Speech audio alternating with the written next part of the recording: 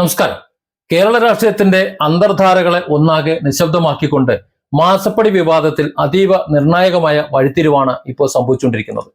രാഷ്ട്രീയ അധികാരത്തിന്റെ പിൻബലത്തിൽ കേന്ദ്ര ഏജൻസികളുടെ നീക്കങ്ങളെ പ്രതിരോധിക്കാം എന്ന വലിയ കണക്കുകൂട്ടൽ CPM-ന്റെയും പിണറായി വിജയന്റെയും വീണ വിജയന്റെയും ഒക്കെ കണക്കുകൂട്ടലുകൾക്ക് എൻഫോഴ്സ്മെന്റ് ഡയറക്ടറേറ്റ് കനത്ത ശക്തമായ പ്രഹരമാണ് ഏൽപ്പിച്ചുകൊണ്ടിരിക്കുന്നത്.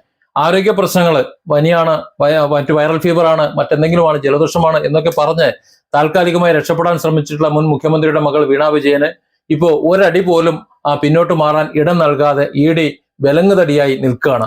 വക്കീൽ മുഖാന്തരം രേഖകൾ സമർപ്പിച്ചിട്ട് EDയുടെ കടുത്ത ചോദ്യശരങ്ങളിൽ നിന്ന് തടിതപ്പാനുള്ള എല്ലാ നീക്കങ്ങളും പരാജയപ്പെട്ടിരിക്കുകയാണ്.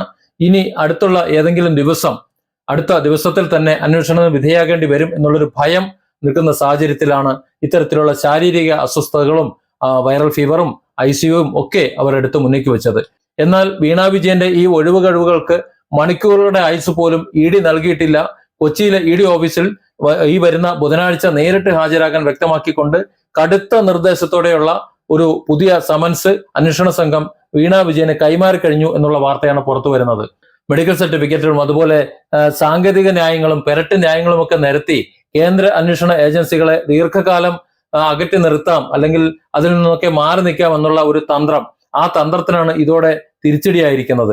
ഈ മാസപ്പടി കേസിൽ ഇത്രയധികം പണം വാങ്ങുമ്പോൾ എന്തൊക്കെ സേവനങ്ങളാണ് അല്ലെങ്കിൽ എന്തൊക്കെയാണ് ചെയ്തു കൊടുത്തത് എന്ന് ചോദിച്ചിട്ടുണ്ട്. അതായത് കോടിക്കണക്കിന് രൂപ കൈപ്പറ്റി എന്ന ആദായ നികുതി വകുപ്പിന്റെ കണ്ടെത്തലിനെ തുടർന്ന് കള്ളപ്പണം വെളുപ്പിക്കൽ നിരോധന നിയമപ്രകാരമാണ് ED അന്വേഷണം ഊർജിതമാക്കുന്നത്. ഇത്രയും കാലം എന്ത് ഈ കേസ് പൂഴ്ത്തിവെച്ചു, അല്ലെങ്കിൽ ഇപ്പോ ഈ തെരഞ്ഞെടുപ്പ് കഴിഞ്ഞ് പുതിയ സർക്കാർ അധികാരത്തിൽ വന്നതിന് ശേഷം പൊടിതട്ടി എടുത്തത് VD സതീശന്റെ താല്പര്യത്തോടെ അല്ലേ, ഇതൊരു രാഷ്ട്രീയ പകപോക്കലല്ലേ എന്ന് ചിലരെങ്കിലും ചോദിക്കുന്നുണ്ട്. അതുകൊണ്ട് അതിനൊരു മറുപടി ആവശ്യമുണ്ട്. EDക്ക് നേരിട്ട് അന്വേഷണം തുടങ്ങാൻ ഒരു അന്വേഷണ ഏജൻസിയുടെ കണ്ടെത്തൽ വേണം. വെറുതെ ചാടിക്കറങ്ങി തുടങ്ങലല്ലോ. ഇവിടെ കോർപ്പറേറ്റ് സ്വകാര്യ മന്ത്രാലയത്തിന് കീഴിലുള്ള SFIO നടത്തിയിട്ടുള്ള വിപുലമായ ഒരു അന്വേഷണം ഉണ്ട് കുറച്ച് നേരത്തെ. അതിൽ കള്ളപ്പണ ഇടപാടുകൾ, നികുതി വെട്ടിപ്പ് ഇതൊക്കെ നടന്നിട്ടുണ്ട് എന്ന കോടതിയിൽ അന്തിമമായിട്ട് റിപ്പോർട്ട് ഇപ്പോഴാണ് കൊടുത്തത്. ആ റിപ്പോർട്ട് കോടതിയിൽ എത്തിയപ്പോഴാണ് EDക്ക് ശക്തമായ നിയമപരമായിട്ടുള്ള ഒരു അടിത്തറ, അതായത് ഇറങ്ങാൻ വേണ്ടിയിട്ടുള്ള ഒരു തുമ്പ് ലഭിക്കുന്നത്. മാത്രമല്ല ഈ കേസുമായി മുന്നോട്ട് പോകുമ്പോൾ ED ഒരുപാട് കാര്യങ്ങൾ കളക്ട് ചെയ്യേണ്ടതുണ്ട്. ഇപ്പോൾ ഡിജിറ്റൽ തെളിവുകളുടെ ശേഖരണം തന്നെയാണ്. ബാങ്ക് അക്കൗണ്ടുകൾ, രണ്ടുപേരുടെ ബാങ്ക് അക്കൗണ്ടുകളുടെ വിവരങ്ങൾ, ഇമെയിൽ സന്ദേശങ്ങൾ, സാങ്കേതിക കരാറുകൾ, ഇത്തരത്തിലുള്ള വിപുലമായ വിഷയങ്ങൾ, ഒരുപാട് ഏരിയകളുണ്ട്. ആ ഏരിയകളൊക്കെ പരിശോധിക്കാൻ വേണ്ടിയിട്ട് EDക്ക് അത്യാവശ്യത്തിന് സമയം വേണമായിരുന്നു. മാത്രമല്ല കഴിഞ്ഞ ലോക്സഭാ തെരഞ്ഞെടുപ്പ് സമയത്ത് ഇത്തരം നീക്കങ്ങൾ നടത്തിയാൽ അത് രാഷ്ട്രീയ വേട്ടയാടലായി ചിത്രീകരിക്കപ്പെടും എന്ന് ഏജൻസിക്ക് നന്നായിട്ട് അറിയാം. അതുകൊണ്ട് തന്നെ ED തന്ത്രപൂർവ്വം മാറി നിൽക്കുക ചെയ്തത്. എന്നാൽ തെരഞ്ഞെടുപ്പ് കഴിഞ്ഞപ്പോൾ യാതൊരുവിധ രാഷ്ട്രീയ സമ്മർദ്ദങ്ങളും ഇല്ല, എല്ലാം ഒഴിഞ്ഞു കഴിഞ്ഞു. അതുകൊണ്ട് തന്നെ മുന്നോട്ട് പോകാൻ വേണ്ടി അവരുടെ കേന്ദ്രത്തിൽ നിന്ന് പച്ചക്കൊടി ലഭിക്കുകയും ചെയ്തു. അതാണ് ഇപ്പോഴത്തെ നീക്കങ്ങൾക്ക് പിന്നിൽ. അല്ലാതെ VD സതീശൻ ചെന്ന് നരേന്ദ്രമോദിയെ കണ്ടിട്ട് പിണറായി വിജയനെയും വീണ വിജയനെയും ED കൊണ്ട് റെഡി ചെയ്യിക്കണമെന്ന് പറഞ്ഞതിന്റെ പിന്നിലൊന്നും അല്ല ഇത് വരുന്നത്. CMRLന്റെ ചീഫ് ഫിനാൻഷ്യൽ ഓഫീസർ ഉൾപ്പെടെയുള്ള ഉദ്യോഗസ്ഥരെ ചോദ്യം ചെയ്തപ്പോ ഈ പണം നൽകിയത് IT സേവനങ്ങൾക്കല്ല, അതായത് വീണ വിജയൻ പറഞ്ഞത് IT സേവനങ്ങൾക്കാണെന്നാ. പക്ഷേ CMRL പറഞ്ഞത് IT സേവനങ്ങൾക്കല്ല, രാഷ്ട്രീയ സ്വാധീനത്തിനാണ് എന്നുള്ള അതീവ ഗുരുതരമായിട്ടുള്ള മൊഴികൾ EDയുടെ പക്കലുണ്ട്. വക്കീൽ നൽകിയിട്ടുള്ള രേഖകളുടെ പൊരുത്തക്കേടുകൾ ഈ കമ്പനി ഉടമയിൽ നിന്ന് തന്നെ നേരിട്ട് ചോദിച്ചറിയണം എന്നുള്ള ഉറച്ച തീരുമാനത്തിലാണ് ED. സ്വാഭാവികമായിട്ടും ഈ പാർട്ടി പിൻവാങ്ങുന്നതും വീണയെ സ്വന്തം വഴിയിൽ, സ്വന്തം കാര്യം സിന്ദാബാദ് എന്ന രീതിയിൽ പറഞ്ഞു വിടുന്നതും ഒക്കെ കാരണം ഇതാ. കാരണം അവർക്കും അറിയാം കുറേയൊക്കെ കാര്യങ്ങൾ.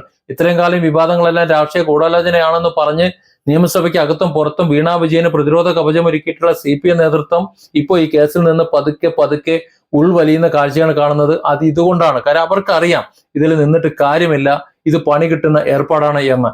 ലാവ്ലിൻ കേസ് മുതൽ സ്വർണ്ണക്കടത്ത് കേസ് വരെയുള്ള ഘട്ടങ്ങളിൽ പാർട്ടിയെയും ഭരണകൂടത്തെയും ഒരേപോലെ ബാധിച്ചിട്ടുള്ള വിഷയങ്ങളിൽ മുഖ്യമന്ത്രിയെ ഒറ്റക്കെട്ടായി പിന്തുണച്ചിരുന്ന ഒരു പാർട്ടിയാണ് CPM എന്ന് പറയുന്നത്. എന്നാൽ ഇപ്പോ മുഖ്യമന്ത്രിക്ക് വേണ്ടി അല്ലെങ്കിൽ വീണ വിജയന് വേണ്ടി ഇപ്പൊ തല്ലുകൂടി കുറച്ചു പേര് 26 പേര് അകത്തായി, 300 പേര് അകത്താകാനിരിക്കുന്നു. ആ ഒരു അവസ്ഥയിൽ ഇനി ഏതെങ്കിലും ഒരു വ്യക്തിയുടെ ബിസിനസ് ഇടപാടുകളിലെ അഴിമതി ആരോപണമോ അല്ലെങ്കിൽ അതുപോലെ മറ്റു കാര്യങ്ങളോ പാർട്ടിയുടെ ചുമലിലേക്ക് കെട്ടിവെക്കേണ്ട ആവശ്യമില്ല. വ്യക്തിപരമായിട്ടുള്ള ബിസിനസ് ഇടപാടുകളിലെ അഴിമതി ആരോപണങ്ങൾ പാർട്ടി എടുത്ത് തലയിൽ വെക്കേണ്ട ആവശ്യമില്ല. അതിന് താഴെത്തട്ടിലുള്ള അണികളെ കെട്ടി എഴുന്നള്ളിച്ചിറക്കി അവരെ തല്ലുകൊള്ളിക്കേണ്ടതില്ല എന്നാണ് ഇപ്പോൾ പാർട്ടി പറയുന്നത്. ഈ കഴിഞ്ഞ ദിവസം നമുക്കറിയാമല്ലോ, വീണ വിജയന് വേണ്ടി അടികൊള്ളുകയും ജയിലിൽ കിടക്കുകയും ചെയ്തത്. അവരുടെ കാര്യം ഇപ്പോൾ ഒരു തീരുമാനമായിട്ടില്ല.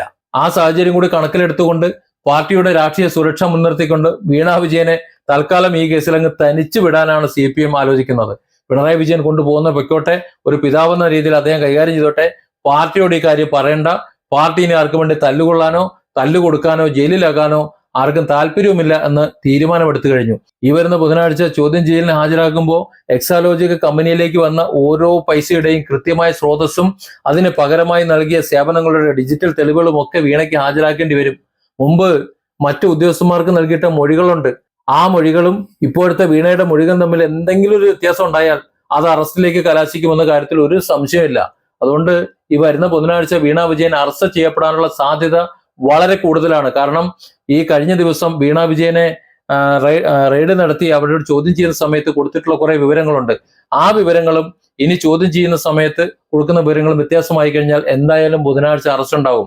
ഏതായാലും നിയമത്തിന്റെ പിടി മുറുകി വരുമ്പോൾ, ആ പിടിയുടെ ശക്തി കൂടുമ്പോൾ അധികാരത്തിന്റെ ഉന്നതിയിൽ നിൽക്കുന്നവർക്ക് പോലും വീണ വിജയനെ അതിൽ നിന്ന് രക്ഷപ്പെടുത്താൻ കഴിയുന്നില്ല.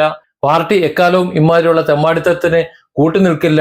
എല്ലാ പാർട്ടി അണികളും ഇത്തരത്തിലുള്ള ചണ്ടിത്തരങ്ങൾക്ക് സപ്പോർട്ട് ചെയ്യാനോ അവരുടെ കുടുംബത്തെ മറന്നുകൊണ്ട് ജയിലിലേക്ക് പോകാനോ തയ്യാറില്ല എന്നൊരു പാഠം കൂടി ഇതിനോടൊപ്പം ഉണ്ട്. Different angles.